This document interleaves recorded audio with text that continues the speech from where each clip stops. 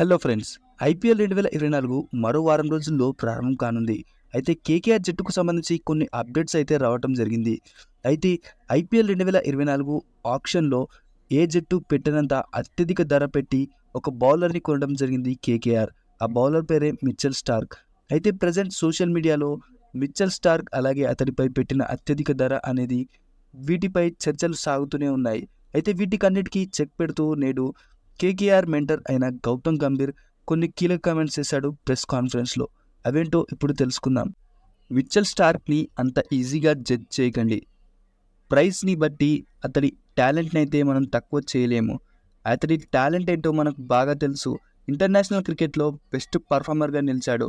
అయితే మనకు ప్రైస్ కన్నా కూడా మనకు అతడి పర్ఫార్మెన్సే బెనిఫిట్ కానుంది ఈ 2024 ఐపీఎల్లో అని చెప్పాడు గౌతమ్ గంభీర్. అయితే అలాగే ఈరోజు కేకేఆర్ మరో అప్డేట్ విషయానికి వస్తే కేకేఆర్ క్యాంప్లోకి రింకు సింగ్ అయితే ఎంట్రీ ఇవ్వటం జరిగింది ఈరోజు.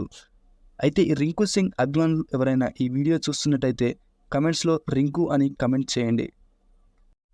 ఎందుకంటే వచ్చిన అవకాశాన్ని సద్వినియోగపరుచుకొని కేవలం 55 లక్షల అన్క్యాప్డ్ ప్లేయర్ కాస్త ఐపీఎల్ 2023లో ఒక్క ఓవర్లో 5 సిక్స్లు బాది ఒక బెస్ట్ ఫినిషర్గా పేరు పొంది ఇంటర్నేషనల్ క్రికెట్లోకి ఎంట్రీ ఇచ్చి ఈ సంవత్సరం ఇండియా తరపున కూడా అద్భుతంగా ఫినిష్ చేయడం జరిగింది.